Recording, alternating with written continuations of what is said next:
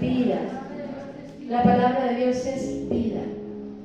Y la palabra del Señor el día de hoy es vida para usted. ¿Ok? Cierra sus ojos. Vamos a orar. Padre, te damos gracias en esta mañana. Gracias por cada uno de los que estamos aquí. Gracias por la vida de Esmeralda que viene por primera vez. Tú sabes, Señor, por qué la has traído.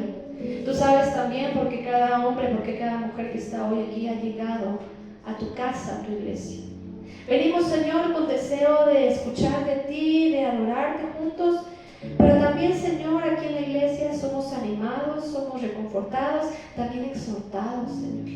Que el día de hoy tu palabra no quede, Señor, al aire, sino sea una palabra que sea llevada en el corazón, en los pensamientos, pero lo más importante, en nuestro espíritu.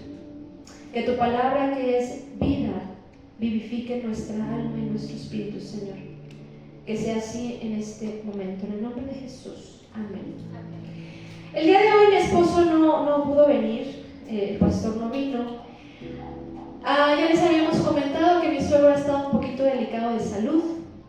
Bueno, no de salud porque no está enfermo, está muy sano. Pero ya está llegando al tiempo del fin de su vida. Él ya tiene 96 años. Sí, 96 años. Está próximo en septiembre a cumplir 97. Y el día de ayer nos reunimos, mis cuñados, todos sus hijos, algunos de los nietos, y ya lo vimos muy mal. Está sano, no tiene ninguna enfermedad, pero pues ya lo vemos que en esta semana, en pocos días, ya partirá la presencia del Señor.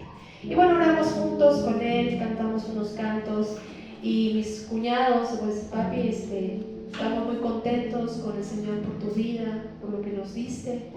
Gracias porque fuiste un hombre esforzado, porque cuidaste a muchos hijos.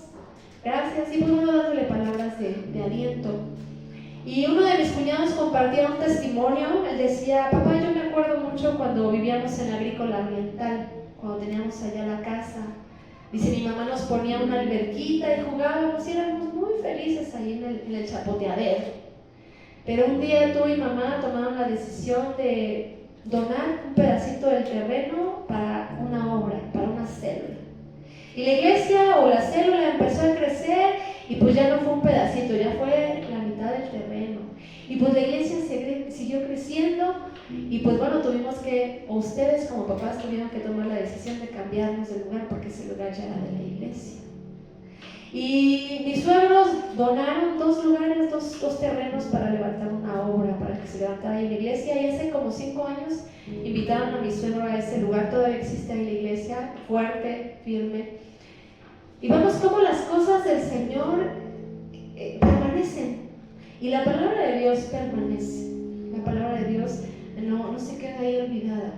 Por eso es importante que nosotros la atesoremos, la aprendamos, pero la vivamos, porque lo que no se vive, lo que no se practica, ¿qué creen? Se olvida. Entonces, hagamos lo que dice la palabra del Señor. Y quiero que me acompañen, por favor, acompáñenme. Vamos a leer 1 de Juan, capítulo 2.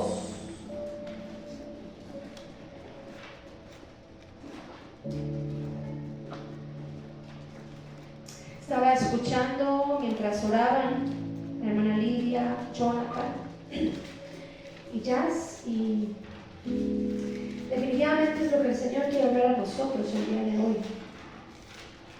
1 de Juan capítulo 2, versículo 16. Porque todo lo que hay en el mundo, los deseos de la carne, los deseos de los ojos y la vanagloria de la vida, no proviene del Padre, sino del mundo.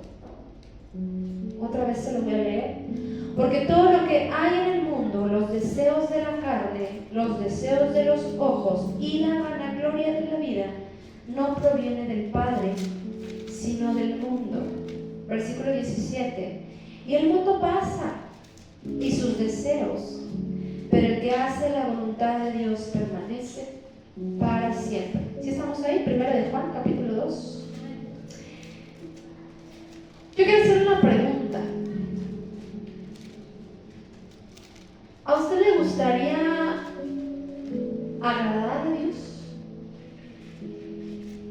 ¿A usted le gustaría que Dios diga de usted o de lo que hace, ay, esto que tú haces, esto que tú piensas, esto que tú dices me gusta, me agrada? ¿A quién le gustaría eso? ¿Sí? O de plan dicen, ay, no, yo vivo mi vida y no me importa a nadie, ¿no? Yo vivo para mí. ¿Quién dice así? Miren, cuando yo he tenido han sido dos momentos en mi vida en los que me he enfrentado a esta posibilidad. Y yo he dicho, ¿cómo de que no? Sí puedo. Y me dejaría de llamar Carla Galicia Costa si no lo logro. Claro que puedo. Es más, Dios está conmigo. Pues todavía doblemente que sí puedo. Y sabe, han sido los momentos que más humillación he tenido que experimentar. Porque lo he hecho con una actitud arrogante, orgullosa, soberbia, de decir, ¿cómo de que no? Sí lo voy a poder. Y Dios llega y dice, ay, mijita, así no son las cosas. Y pues Dios tiene que volver a venir a bajar ese ímpetu, ese deseo en mi corazón, y dice, así no. Porque mira, hija, y vuelvo a leer lo que dice aquí Juan, porque todo lo que hay en el mundo, los deseos de la carne, los deseos de los ojos y la vanagloria de la vida, no proviene de Dios, sino del mundo. Y el mundo pasa y sus deseos, pero el que hace la voluntad de Dios permanece para siempre. ¿Qué es hacer la voluntad de Dios? Y mientras escuchaba las oraciones, hacían énfasis en la parte de la obediencia, el obedecer a Dios. ¿Usted cree que obedecer a Dios le agrada? ¿Usted cree que cuando yo obedezco lo que Dios me dice o lo que Dios me pide, le agradará a Él? Yo le hacía la pregunta hace rato, ¿usted quiere agradar a Dios? ¿Cómo podemos agradarle? Obedeciéndole. Y esta parte de la obediencia es una de las luchas más fuertes que tenemos como seres humanos, no como hijos de Dios, como seres humanos. O sea, realmente, si nosotros preguntamos a cualquier persona, oye, ¿te gusta obedecer? La mayoría decimos, ay, no. Por ahí dicen, ¿no? Es mejor pedir perdón que pedir permiso. Entonces, siempre el ser humano quiere hacer su voluntad. ¿Por qué? Porque hay algo que le gusta, porque hay algo que quiere, porque hay algo que le llama la atención y siempre quiere conquistar o quiere alcanzar eso por agradarse a sí mismo. Porque se cree que todo lo puede, porque se cree que todo lo sabe y que no necesita nada ni nadie para poder alcanzar aquello que desea. Y a veces nos afanamos y nos aferramos tanto cuando queremos lograr aquello que, ¿qué creen? A veces lo logramos. ¿Y qué decimos cuando ya conquisté eso que yo quería? Por sencillo, lo logré. Ya ven, sí se puede. Yo pude. Y no necesité de nada ni de nadie. Es más, algunos hasta se atreven a decir, no necesité de Dios. Dios, ¿necesitamos de Dios? No. Me va bien en mi trabajo. Tuve unos buenos estudios. Es más, tuve muy buenos padres. ¿Dios? No necesité de Dios. Y si nosotros preguntamos a la gente, la idea de necesitar a Dios no está en la mente ni en el corazón del ser humano. Necesitar a Dios. Cuando le decimos, mira, necesitas ser salvo, ¿de qué voy a necesitar ser salvo si yo estoy bien? Si yo no necesito de Dios. Y ese punto de pensar o de creer, no necesitar a Dios, es una postura orgullosa. Es una postura soberbia. Es una postura nada obediente que agrade a Dios. Vámonos a Santiago. ¿Qué dice Santiago, capítulo 4?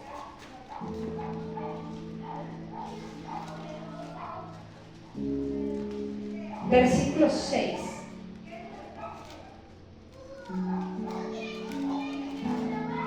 Santiago capítulo 4, versículo 6. Pero Él, o sea, refiriéndose a Dios, pero Dios pero Él da mayor gracia. Por esto dice, Dios resiste a los soberbios y da gracia a los humildes. Someteos pues a Dios, resistid al diablo y Él huirá de vosotros. Una de las posturas, de las actitudes que a Dios le desagradan más, es la gente que es soberbia, la gente que es orgullosa, la gente que es altanera, que tiene altivez en su corazón. Y Dios dice, tu actitud de pensar que todo lo puedes, que todo lo sabes y que no me necesitas, no me agrada. Dios la rechaza. Si queremos agradar a Dios, debemos de aprender a tener un corazón humilde. Y eso es completamente opuesto al orgullo y a la soberbia. Es completamente opuesto al yo quiero, yo puedo, yo tengo y cómo de que no. Es más, aún si tengo que ir en contra de la voluntad de Dios, lo voy a hacer porque es algo que yo quiero. Para ser feliz, para tener. Y ponle los ejemplos que tú quieras. Vámonos, hace rato en el discipulado lo estábamos leyendo, vámonos a Génesis capítulo 3.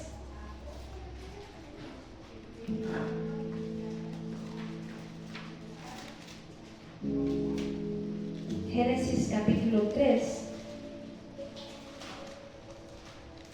Vamos a leer desde el versículo 1. Pero la serpiente era astuta. Ya estamos ahí, Génesis capítulo 3, versículo 1. Es el primer libro de la Biblia. Pero la serpiente era astuta, más que todos los animales del campo que Jehová Dios había hecho. La cual dijo a la mujer: ¿con que Dios os ha dicho no comáis de todo árbol del huerto? Versículo 2. Y la mujer respondió a la serpiente: del fruto de los árboles del huerto podemos comer, pero del fruto del árbol que está en medio del huerto, dijo Dios, no comeréis de él ni lo van a tocar para que no mueran. Versículo 4. Entonces la serpiente dijo a la mujer: no vas a morir. Versículo 5. Sino que sabe Dios que el día que comas de él, van a ser abiertos vuestros ojos y seréis como Dios, sabiendo el bien y el mal. Eva empezó a pensar en las palabras que le decía la serpiente como una posibilidad. Y decir, ay, podría ser. Tal vez tienes razón. Oye, sí me gustaría como ser un poquito, así como tener un poquito de eso que Dios sabe.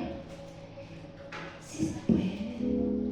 Entonces empezó a escuchar esas palabras ahí en sus pensamientos y en su corazón, que la llevó a tomar del fruto. Un deseo, como veíamos en Juan, en 1 Juan, deseos de la carne, deseos de los ojos o las vanaglorias de la vida. Y tómala. Que Eva cede pensando que podía haber algo de eso para su beneficio. La parte de la soberbia, la situación del orgullo, viene de un deseo del corazón. Vaya, acompáñenme a Marcos.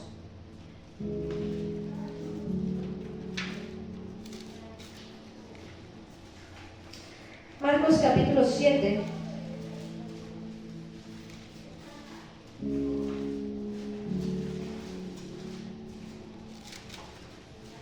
Y estas palabras las dijo Jesús, Marcos capítulo 7, versículo 20.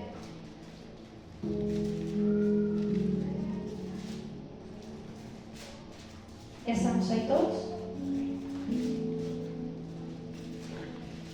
Pero decía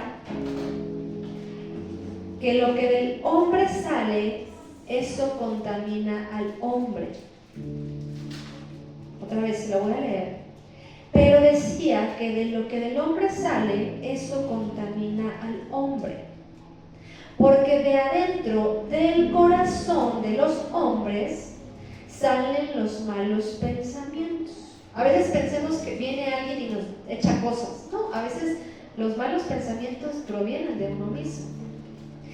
También del corazón salen los adulterios, las fornicaciones, los homicidios, los hurtos, las avaricias, las maldades, el engaño, la lascivia, la envidia, la maledicencia, la soberbia, la insensatez. Todas estas maldades de dentro salen y contaminan al hombre. Entonces, una persona orgullosa, una persona soberbia, una persona poco humilde, viene de adentro de su corazón. No es algo que simplemente vio una oportunidad y la aprovechó y ya se envaneció. No, viene de adentro. Y mira, te voy a contar una historia que nos muestra con claridad esta situación. En la Biblia hay un hombre muy bueno, muy famoso, un gran rey. Y este rey tiene muchos hijos. Y bueno, dentro de todos sus hijos que él tiene, hay unos, yo no sé, pero son pocas de las personas que en la Biblia dicen que eran preciosos y hermosos. Dice que está el profeta Samuel, está buscando a quién iba a suceder o a continuar con el reinado, y le dice Dios: ve a la casa de Isaí y vas a buscar entre sus hijos, ¿no? Y va ahí el profeta Samuel y empieza a ver, mira, Dios, está bien guapo, está bien galán. No, ese no es. Bueno, mira, Dios, no está tan guapo, pero no está tan feo, o sea, no está feo, pero está bien alto. No, ese no es. Bueno, mira, Dios está bien musculoso. No, ese tampoco es. Y ahí está, y repasa a todos los hijos que en ese momento estaban en la casa, y Dios dice: no, ninguno de ellos. Yo no sé, por ahí dicen que de los papás feos nacen hijos hermosos, y de los papás guapos y guapas nacen hijos maravillosos. No es cierto, nacen feos. No, de los papás guapos nacen hijos feos, y de los feos nacen hijos hermosos. Entonces dígase: yo soy feo, para que sus hijos nazcan bellos y hermosos. La cosa es que Isaí de verdad tenía hijos muy guapos.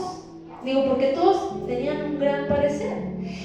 Yo creo que en el caso de David, que fue el último que llegó a los ojos de Samuel, de hecho le dice Dios: a ver, Samuel, tú no te fijes en lo que ve el hombre, tú no te fijes en el parecer, yo miro el corazón. Yo no sé qué apariencia tenía David, pero estaba en esa transición. O sea, estaba en ese punto donde ya no es niño, donde le empiezan a salir uno que otro pelo por ahí, raro, o sea, que no sale así toda la barba tupida, y que a lo mejor empieza a crecer y tiene los brazos muy largos, los pies muy grandes, y como que todavía el cuerpo está como creciendo, desarrollándose. A lo mejor era muy alto, pero flaco. No sé cómo era David, pero era un chamaquito, era un adolescente, un chico que todavía estaba en su periodo de desarrollo. Lo ves Samuel y así. No sé si todavía le hacía falta que se le marcara aquí la mandíbula hermosa, toda cuadrada, y le creciera aquí la manzana de Adán. O sea, pero todavía estaba en esa transición. Y Dios le dice: ese es el que yo quiero. Ya después, cuando David embarnece, madura, era un rey, tenía porte David, o sea, era guapo. Y pues obviamente tampoco se metía con cualquier muchacha. Todas sus esposas y todas sus concubinas eran mujeres muy bonitas, eran escogidas. Y por ahí se casó con una que le dio 2 hijos muy bonitos. Uno de ellos fue Absalón. Y también esta mujer le dio a una niña que se llamaba Tamar. Y la Biblia dice que Tamar era una cosa de mujer preciosa, hermosa. O sea, sí debió de haber sido muy bella esta niña. Tan bella era esta muchacha que un medio hermano la vio y dijo: híjole, esta tiene que ser mía. Y pues ahí hizo alguna situación, manipuló, se hizo pasar por enfermo, hizo que trajeran a la media hermana para que lo atendiera y pues desgraciadamente abusó de ella, la violó. Y todavía la chica le dice, mira, no me hagas nada, estoy segura de que si tú te acercas a mi papá, porque es tu papá también, si tú te acercas al rey y le dices que me entregue a ti, que puedas tomarme, que me case, te aseguro que te va a hacer caso. Hazlo, ahora sí que hazlo bien. Pero yo quiero, y es ahorita, lo llevó a cometer tal situación con la hermana. Y pues bueno, pasa esta situación después de que la violó, ya no la quiere, la bota, y pues la hermana va llorando con su hermano. Yo creo que Absalón tenía un corazón muy noble, porque digo, este tipo de situaciones dan mucha pena cuando suceden. O sea, no andamos ahí compartiéndolo a todo el mundo, ¿qué creen que me acaban de violar? O sea, son cosas que uno a veces se guarda. Personas que han tenido esta experiencia de violación, a lo mejor inclusive no fue una situación completa, sino que nada más alguien te tocó, se siente feo y uno se esconde, uno se tapa, uno no quiere que nadie se entere. Entonces esta chica fue y se lo contó a su hermano. ¿Por qué se lo había contado? Porque yo creo, o yo pienso que tal vez Absalón verdaderamente era alguien a quien ella le tenía confianza. Y va y le dice, hermano, ¿qué crees? Porque la ve mal, y dice, ¿qué te pasó? ¿Qué sucedió? No, pues ¿qué crees que mi hermano hizo? Uy, ahorita vas a ver cómo le voy a... No, espérate. Bueno, voy a hablar con mi papá. O sea, esto no se puede quedar así. Y va a Absalón con el rey David y le dice, oye, papá, ¿qué onda con este hijo tuyo? Acaba de abusar de mi hermana. Haz algo. ¿Y qué hizo David? Nada. Entonces eso provocó que Absalón, después de haber tenido un corazón pues noble o empático por una necesidad, empezara a albergar en su corazón un coraje. Primero contra su papá por no haber hecho nada. Si David hubiera hecho algo, tal vez Absalón no hubiera caído en el punto en el que cayó. Pero tampoco podemos echarle la culpa a David, porque al final de cuentas quien tomó la decisión de hacerse un monstruo fue Absalón. Y vámonos a la Biblia, vámonos a 2 de Samuel.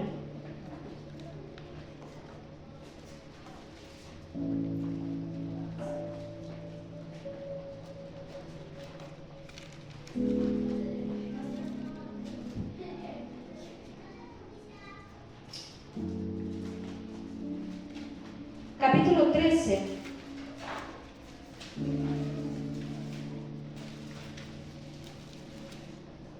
Versículo 22. 2 de Samuel, capítulo 13, versículo 22.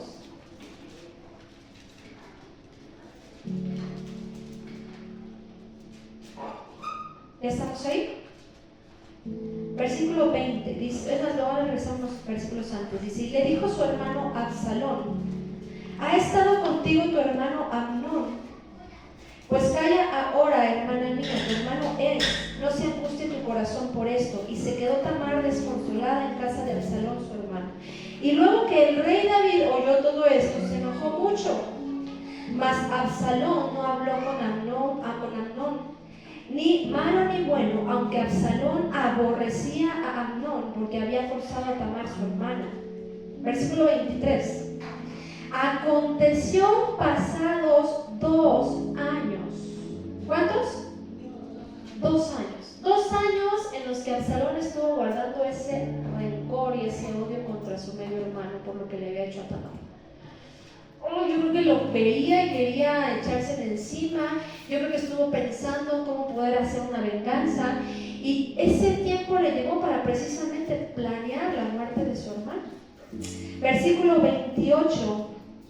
Dice, y Absalón había dado orden a sus criados diciendo, os ruego que miréis cuando el corazón de Amnón esté alegre por el vino, y al decir yo, herid a Amnón, entonces mátenle, y ustedes no tengan miedo, pues yo se los mandé.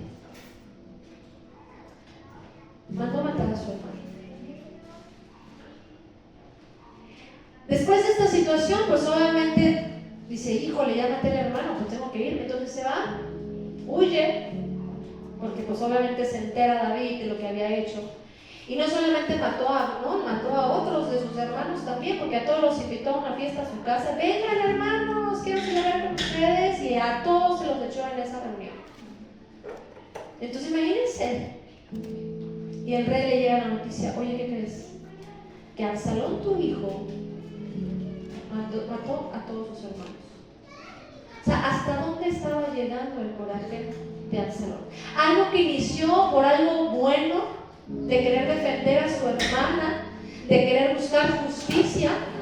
El tomar la justicia en sus manos empezó a cometer atrocidades. David se duele mucho, llora por todos sus hijos, pero pues también Absalón era su hijo. Y dice que después de pasado el tiempo, pasan 3 años, y dice: quiero ver a Absalón otra vez. Vayan y búsquenlo, vayan y tráiganlo de donde lo encuentren. Y lo encuentran y lo vuelven a traer al palacio, y le hacen saber a Absalón que lo mandó llamar el rey, pero que ahorita no lo quiere ver. O sea, lo quiere ahí en el reino, pero no quiere verlo en persona, porque todavía siente algo ahí. Y pues empieza a vivir Absalón en el reino.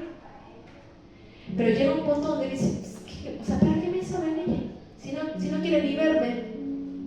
Entonces empieza a maquinar ahí Absalón algo. Y dice que se paraba enfrente de la entrada del palacio, y toda la gente que iba a consultar al rey por alguna situación que tenía que resolver, Absalón los detenía y decía: ¿a qué vas con el rey? No, pues es que tengo una situación con mis terrenos o con mis hijos. A ver, yo puedo escucharte, platícame. Entonces la gente le contaba, y Absalón: mira, yo ya estoy por llegar al trono. Tú nada más dame un poquito de tiempo, pero yo te puedo ayudar. Y sí, pobrecito de ti. Entonces Absalón empezó a hacer contacto con la gente del pueblo y empezó a ganarse la confianza del pueblo. Pero la intención que tenía Absalón era derrocar a su padre, quitarle el reino. Y sucedió. Llega un día donde ya Absalón tenía varios allegados o varias personas que tenía de confianza, y les dice: ok, pues vamos a levantarnos todos, ustedes me apoyan y vamos a quitarle este territorio al rey porque ustedes están conmigo, ¿verdad? Sí, Absalón, rey.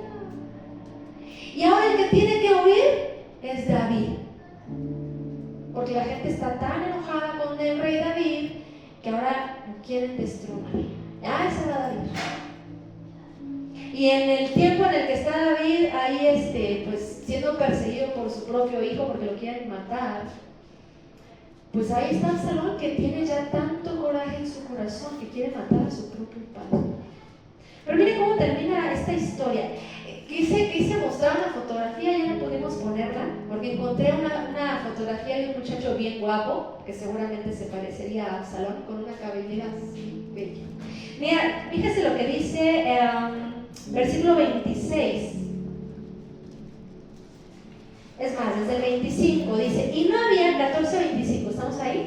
Segundo de Samuel 14:25 dice: y no había en todo Israel ninguno tan alabado por su hermosura como Absalón. Desde la planta de su pie hasta su coronilla no había defecto en él. O sea, ¿cómo te has imaginado al hombre perfecto? O sea, era Absalón. No había nada de defecto en este muchacho. Así como te lo has imaginado, así como lo has querido, con esa altura, con esos ojos, con ese cabellazo precioso. Como tú dices, es que este es el hombre perfecto, era Absalón. Un muchacho muy guapo. Y dice en el versículo 26: cuando se cortaba el cabello, lo cual hacía al fin de cada año, pues le causaba molestia, pesaba el cabello de su cabeza 200 ciclos de peso real. O sea, noten la vanidad de este muchacho, que cada vez que se cortaba el cabello hacía que se lo pesara. ¿Cuánto pesa tu cabello? ¿Lo has pesado cada vez que vas a la estética? Uno ve así nuestro cabello, ¿no? A ver, córtame. Ya te empiezan a cortar y dicen: ay, pues no da tanto. O sea, vemos un montoncito, ¿no? La próxima vez que vayas a la estética, dile a la muchacha o al muchacho que te lo corte, oye, me lo guardas y me lo das y pésalo a ver cuánto pesa. Y aunque hagas un montoncito así, ¿qué pesará? 300 gramos, 500. Y eso ya, cada vez que este muchacho se cortaba el cabello, su cabello pesaba casi 2,5 kilos. O sea, el peso que traía de cabello. Y su vanidad le lleva a ver, por favor, díganme cuánto pesó. ¿Ya superé la marca del año anterior? ¿Sí? Súper. ¿No? Vanidoso, orgulloso, soberbio, nada obediente al Padre y todavía contra la autoridad. Versículo 29. Mandó a Absalón por Joab para enviarlo al rey, pero él no quiso venir. Y envió aún por segunda vez y no quiso venir. Entonces le dijo a sus siervos: miren el campo de Moab que está junto al mío y tiene ahí cebada. Vayan y préndanle fuego. Y los siervos de Absalón le prendieron fuego al campo de Joab. O sea, todo esto inició un día cuando la hermana fue a contarle la desgracia que le había pasado. Pero ahora no solamente surgió ahí. ¿Qué leíamos en Marcos? Todas las envidias, todas esas cosas feas surgen del corazón del hombre. Seguramente en el corazón de Absalón había una pequeñita semillita ahí. Porque como era muy lindo, porque como era muy guapo, haber dicho: nadie se puede comparar a mí. Nadie como yo. Mi papá, él es rey, pero yo podría ser mejor que un día cuando tenga la edad. Y es más, quitando a todos mis hermanos, porque Absalón era el tercer hijo de David. Entonces tenía que quitar primero al primero, después echarse al segundo, para que el trono por ley le tocara. Entonces había algo en el corazón de Absalón que no estaba bien.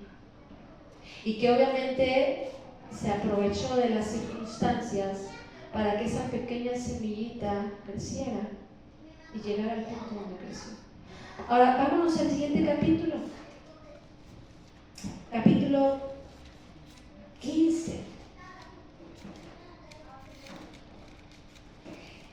Versículo 10. Entonces envió a Absalón, es más, igual era el 7, dice: al cabo de 4 años, aconteció que Absalón dijo al rey: yo te ruego me permitas que vaya a Hebrón a pagar mi voto que he prometido a Jehová. Versículo 10.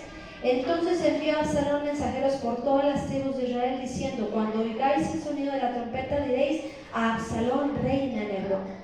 Vámonos al capítulo 16, versículo 21. O sea, no obstante que ya le había quitado una porción del reino al rey, fíjense lo que hace, porque le decía que David tuvo que huir y dejó a algunas de sus concubinas ahí a cargo del reino. Saben que yo me voy porque me quiere matar a Absalón, pero ahí les encargo el reino, cuídenlo bien porque voy a regresar.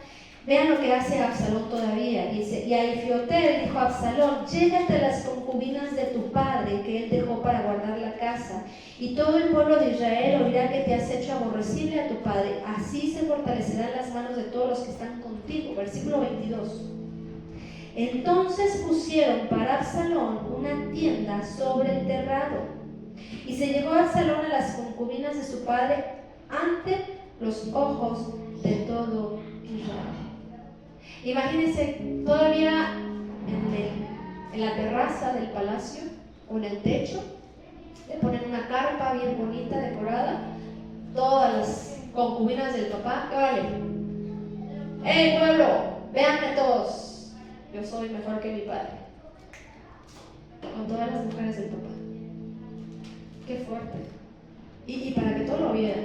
O sea, ¿qué película 3X?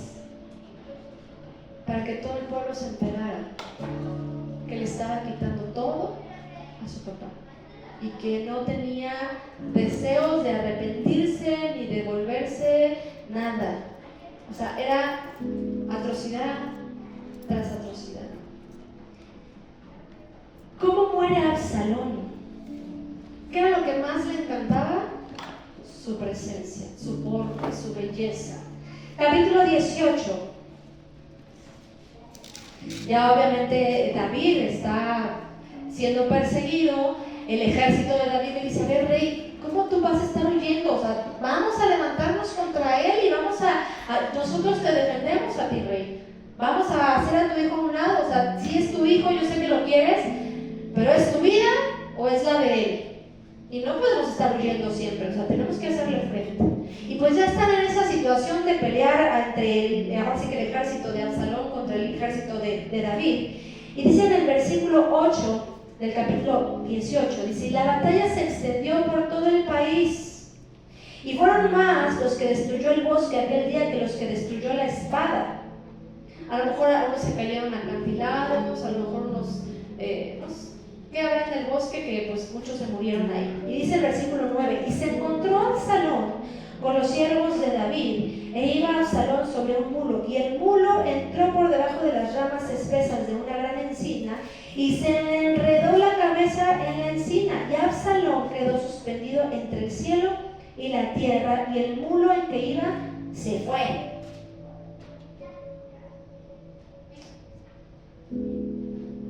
De lo que más se jactaba Absalón, de lo que más se enorgullecía, de ese talento que tenía, que era su belleza, que tanto presumía su cabello, fue su propia destrucción. Porque con su cabello se quedó ahí atorado, ya no pudo salir. Se te ha atorado un día ese cepillo redondito, ¿no? Que según queremos peinarnos y no lo acomodamos bien. ¡Ay! O sea, quítatelo, imagínate el cabellote que tenía y ahí enredado entre las ramas, ya no se pudo sacar. Y ahí llegó Joab, que ya y lo mató.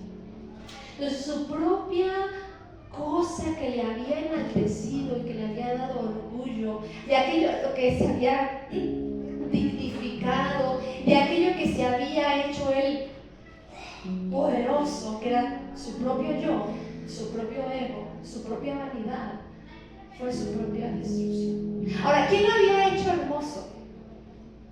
¿Quién le había dado esa cabellera? ¿Quién? ¿Sus papás? Sí, yo te decía, seguramente David era galán, seguramente también su mamá era muy linda, pero quien hizo que naciera así era Dios. Y ahí es donde entendemos también que a veces las cosas que Dios nos da, que son muy buenas, esos talentos, esos dones que tal vez Dios te ha dado, que tú dices: no, es que yo soy muy hábil para esto, yo soy muy guapo, muy hermosa, nadie que se me compare, no, es que yo tengo la destreza para hacer esta cosa. ¿Quién te ha dado eso? Dios. ¿Quién te ha dado ese talento para cantar, para cocinar, para aprender? ¿Quién te ha dado esos hermosos ojitos preciosos? Dios. Pero si en algún momento tú te jactas de: no, o sea, es que yo los he cuidado porque uso las mejores marcas de maquillaje. No, es que mi ejercicio, mi esfuerzo me hace tener este cuerpecito. Aguas con ese tipo de cosas, porque son inicios de orgullo y de soberbia que surge del corazón. Y si nosotros le damos oportunidad a que esas cosas crezcan, fíjate cómo termina. Una persona que tenga orgullo y soberbia en el corazón, créeme que nunca le va a ir bien. Nunca le va a ir bien. Y mire, yo no te lo estoy inventando yo. Vamos a lo que dice la palabra de Dios, vamos a Proverbios.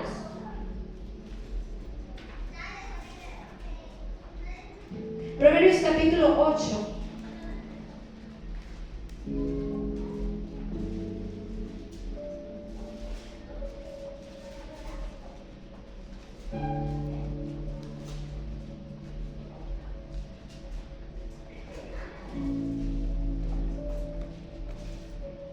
Versículo 13. El temor de Jehová es aborrecer el mal, la soberbia y la arrogancia, el mal camino, y la boca perversa aborrezco. Conmigo está el consejo y el buen juicio, yo soy la inteligencia, mío es el poder. Por mí reinan los reyes y los príncipes determinan justicia. Por mí dominan los príncipes y todos los gobernadores juzgan la tierra. Yo amo a los que me aman y me hallan los que temprano me buscan. Las riquezas y la honra están conmigo, riquezas duraderas y justicia. Mejor es mi fruto que el oro y que el oro refinado, y mi rédito mejor que la plata escogida. Vámonos a Proverbios capítulo 16, versículo 18.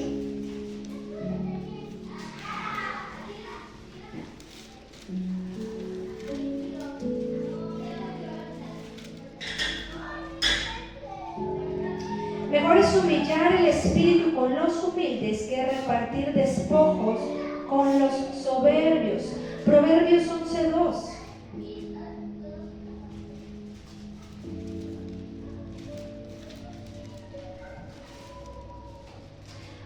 Cuando viene la soberbia, viene también la deshonra, mas con los humildes está la sabiduría. Proverbios 29:23.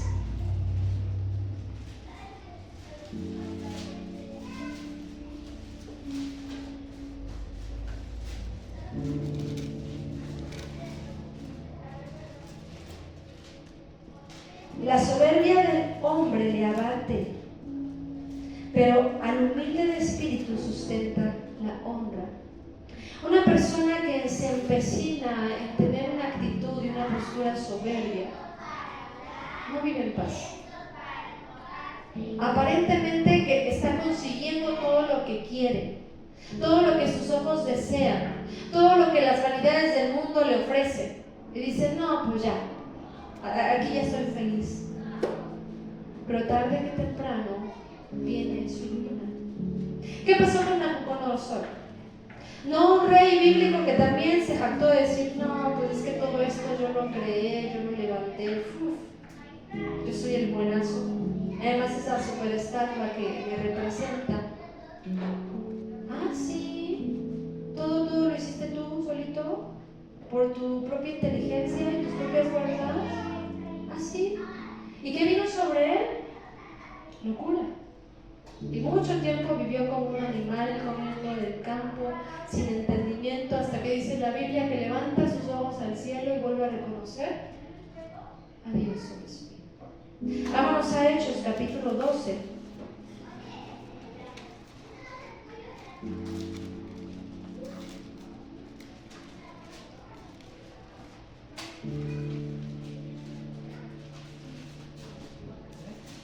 Hechos, capítulo 12.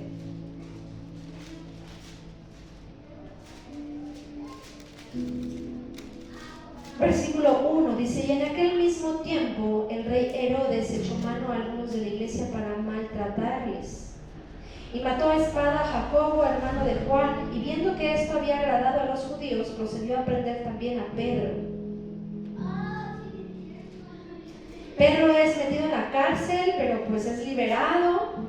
Herodes se entera, manda a matar a los que estaban supuestamente cuidando para que Pedro no se escapara. Versículo 19 dice, mas Herodes, habiéndole buscado sin hallarle, después de interrogar a los guardias, ordenó llevarlos a la muerte. Después descendió de Judea a Cesarea y se quedó allí. Y Herodes, versículo 20, y Herodes estaba enojado contra los de Tiro y de Sidón, pero ellos vinieron de acuerdo ante él y sobornado a Gastón, que era camarero mayor del rey, pedían paz porque su territorio era abastecido por el rey. Y un día, señalado Herodes, vestido de ropas reales, se sentó en el tribunal y les arengó, y el pueblo aclamaba gritando, voz de Dios y no de hombre. O sea, le estaban aclamando a él como si fuera un Dios. Estaban declarando en la vida de Herodes como si fuera alguien más grande que Dios.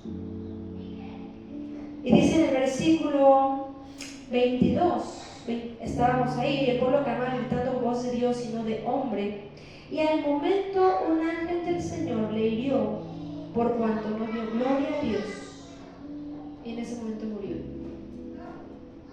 Una persona que se enaltece de sus logros, una persona que se enorgullece por lo que tiene, por lo que es, por su apariencia, una persona que se jacta en decir yo no necesito a nadie, ni siquiera a Dios, porque yo hasta donde he llegado lo he podido solo por mi esfuerzo, lo he podido solo porque tengo el dinero para hacerlo, lo he logrado solo porque tengo muchas relaciones, yo no necesito de Dios seas. Y puede ser temprano, inmediatamente, así como vemos ahí con Nabucodonosor, o en este caso de Herodes, al instante vino juicio de Dios sobre sus vidas por creerse superiores a Dios. O puede que pasen años como con Absalón. ¿Sabes cuánto tiempo reinó Absalón después de que hizo todo lo que hizo, de estar ahí trabajando con el pueblo y estar ahí planeando contra su hermano y contra su papá? Le llevó más tiempo sus planes, que fueron años, que su reinado, que le duró. Dicen algunos que fueron días y otros dicen que fueron unos cuantitos meses. O sea, tanto para su destrucción final. Entonces el día de hoy, hermano, yo quiero hablarte acerca de esta situación. Dice, Dios resiste a los soberbios y da gracia a los humildes. Ya te decía que la soberbia y el orgullo surge del corazón del hombre. ¿Sabes de dónde procede la humildad? ¿Sabes de dónde surge la humildad? Porque también la humildad de manera natural no se nos da a los seres humanos. La humildad surge del Espíritu. A todos los que han tomado su curso de discipulado, acuérdense que tenemos tres partes, ¿verdad? Como personas. Tenemos lo que es el cuerpo, tenemos lo que es el alma y tenemos el espíritu. Y obviamente cuando el hombre peca, esa situación se revierte y cambia, y ahora le damos más importancia al cuerpo, después al alma y después al espíritu. Cuando Dios quiere que primero enfoquemos y le pongamos más atención al espíritu, después al alma, y lo último, el cuerpecito hermoso que tanto demanda. Tenemos Eclesiastés lleno de las vanidades de la vida, ¿verdad? Y como personas, si nosotros nos vivimos o nos sujetamos de acuerdo a lo que es del mundo, de acuerdo a lo que es de la carne, siempre vivimos satisfaciendo lo que es de la carne. Tengo hambre, quiero esto, me voy a descansar porque tengo mucho sueño. Y siempre nos la pasamos lidiando con darle más satisfacción a la carne. No voy a buscar a Dios porque ahorita estoy muy cansado, porque ahorita no tengo tiempo. Ay, es que yo tengo ganas de eso, no importa quién tenga que quitarle, o no me alcanza a mí, pues se lo quito al otro para conseguir lo que yo quiero. Y puede ser una posición en el trabajo, puede ser algo material, puede ser una persona que te gusta, pero no es tuya porque es de otra persona. Pero yo quiero eso. Y ahí vivimos satisfaciendo lo que deseamos en la carne, también satisfaciendo lo que deseamos en el corazón. Porque a veces decimos, no, es que me tratan mal, pues ahí les voy yo también. Y con tal de satisfacer lo que yo quiero, y lo leíamos ahí en Santiago, los deseos de la carne, los deseos de los ojos, las vanidades de la vida, esas cosas nos llevan a buscar lo que yo quiero y a satisfacer nuestro propio orgullo y nuestra propia soberbia. Y es algo que Dios no quiere, es algo que Dios resiste. Queremos verdaderamente agradar a Dios. Dice la palabra de Dios que un corazón contrito y humillado, a ese Dios no desprecia.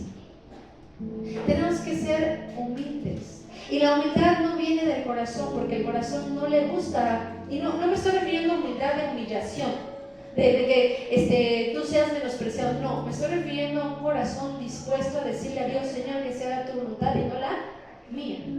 Señor, que seas tú en mi vida y no lo que yo quiero. ¿Sí entendemos? La situación de la humildad proviene del Espíritu. Y nuestro espíritu constantemente está buscando las cosas de Dios, sujetarse a la voluntad de Dios. Yo te preguntaba al principio, ¿quieres agradar a Dios? ¿Queremos agradar a Dios? La única forma en la que podemos agradar a Dios es teniendo un corazón humilde, porque esa humildad nos lleva a obedecer a Dios. Porque entendemos que no se trata de lo que yo quiero, de lo que yo siento, de lo que yo pienso, de lo que yo necesito, porque tengo ganas, sino de satisfacer los deseos y la voluntad de Dios. Y solamente eso es posible con un corazón, un espíritu y una disposición humilde. Yo te voy a preguntar, ¿quieres agradar a Dios? Necesitamos humildad en nuestra vida. Una humildad donde nos lleve a decir, Dios, deseo, mi anhelo es hacer tu voluntad. Y mire, le voy a dar la definición de humildad. Dice, humildad es reconocer y confesar mi total dependencia de Dios y buscar su voluntad para cada decisión. Queremos agradar a Dios, necesitamos más humildad. Necesitamos un corazón más sencillo. Necesitamos hacer a un lado aquellos dones, talentos y fortalezas que hemos recibido de Dios, que han sido buenas, pero no son lo mejor o lo más grande de nuestra vida. Es Dios en nosotros. Y que si tenemos esas capacidades o esas características es porque a Dios le plació dárnoslas. Por ahí hay una película, ¿verdad?, de un barco gigante que construyeron, ¿no? ¿Y qué dijo ese hombre? Que lo dice en la película.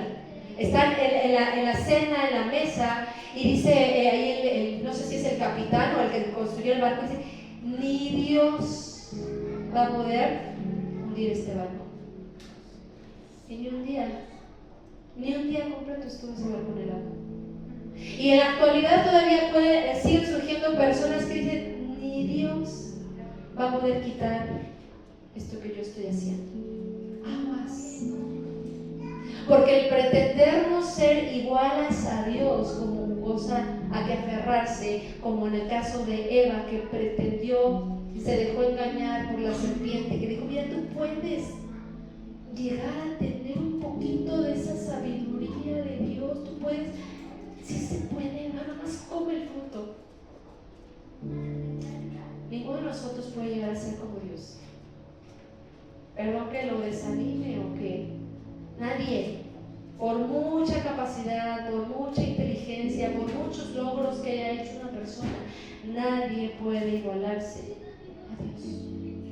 Y solamente aquellos que tienen un corazón humilde son aquellos que agradan a Dios. A esos Dios no los rechaza, a esos Dios dice: vente conmigo.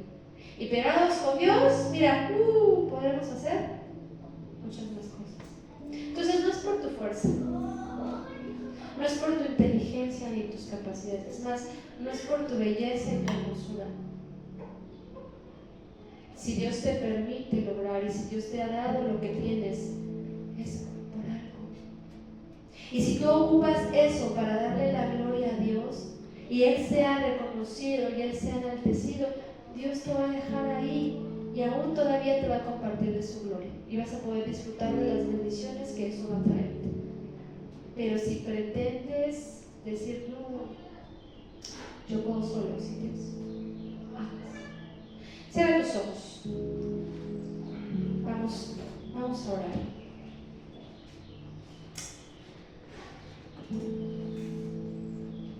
Dios, necesitamos ser humildes delante de ti. Necesitamos, Señor, reconocer que nuestras fuerzas, nuestras capacidades, todo, Señor, todo en nuestra vida depende de ti. A veces, Señor, como humanos nos esforzamos por lograr muchas cosas y a veces nos lleva a pensar que todo lo que tenemos y lo que hemos logrado ha sido por nuestro esfuerzo. Ha sido inclusive, Señor, tal vez por nuestra capacidad de inteligencia, de resolver problemas, ha sido tal vez por nuestra fuerza, Señor, pero las fuerzas un día se nos van a acabar. La capacidad de nuestra memoria, Señor, también un día va a llegar a ser limitada. Un día, Señor, la belleza física se va a ir, Señor. Todo en este mundo, Señor, como decía tu palabra, es pasajero. Todo se acaba. A lo mejor, Señor, nos sentimos tan orgullosos de la casa que hemos construido, Señor. A lo mejor estamos tan orgullosos inclusive de la familia que tenemos. Pero, Padre, no tendríamos nada de eso si no fuera por ti. Y que tú, de un día para otro, Señor, así como puedes dar, también se puede quitar. Así como lo hiciste con Jonás, Señor. Le pusiste un día sombra para que se protegiera del sol y al día siguiente ya no había nada que se protegiera. Y tenía que aprender a depender de ti. Dios, permite, Padre, que todos nosotros, Señor, seamos personas humildes, donde el orgullo, la soberbia, Señor, sea echada afuera. Porque no queremos, Señor, depender por lo que nosotros queremos, por lo que nosotros sentimos, sino necesitamos aprender a depender más de ti. Y que nuestra dependencia, Señor, sea reconocer que necesitamos de ti, sea declarar que necesitamos de ti, sea buscarte a ti y hacer tu voluntad y obedecerte, Señor, porque ahí está nuestro bien, ahí está nuestra bendición. ¿Cuántas cosas tú nos has dicho en tu palabra, Señor? ¿Cuántas cosas nos han enseñado, nos han aconsejado conforme a tu palabra? Pero ¿cuántas de esas cosas hemos hecho? Porque pensamos que no las necesitamos, que tal vez nosotros tenemos mejores ideas, pero Padre, nunca nuestras ideas, ni nuestros planes, ni nuestros pensamientos serán mejor que lo tuyo, Señor. Necesitamos depender 100% de ti, Señor, y no apartarnos, Señor, de tu voluntad, porque en medio de eso tú te agradas, y que nuestro deseo, Señor, sea agradarte a ti. Gracias, Señor, a ti te damos gloria y te damos honra en el nombre